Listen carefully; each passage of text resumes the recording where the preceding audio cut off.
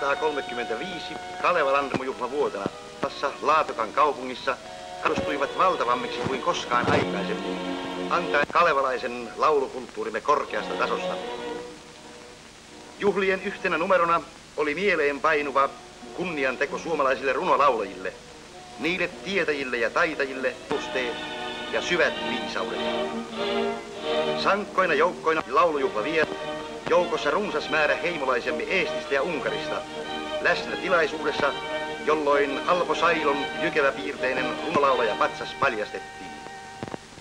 Pieni Sortavalan kaupunki, joka on Laatokan povella, ikään kuin kalevalaisten laulumaiden kynnyksen vartija, pitää tämän patsaan varmaankin arvokkaimpien muistensa joukkoon kuuluvana.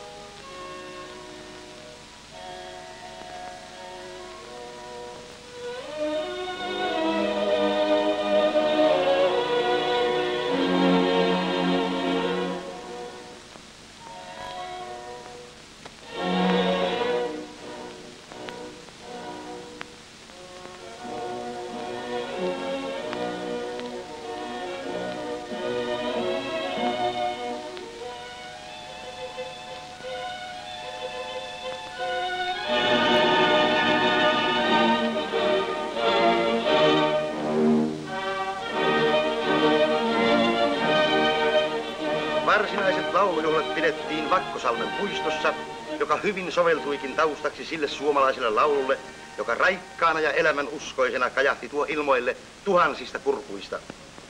Oli kuin olisi tumma metsä muuttunut vanhaksi uhrilehdoksi. Oli kuin olisivat metsän puut hiljaa hyrisseet. Terve, terve tultuvasi tänne pienehen tupahan, honkaisehen huonesehen, petäjäisehen pesähän.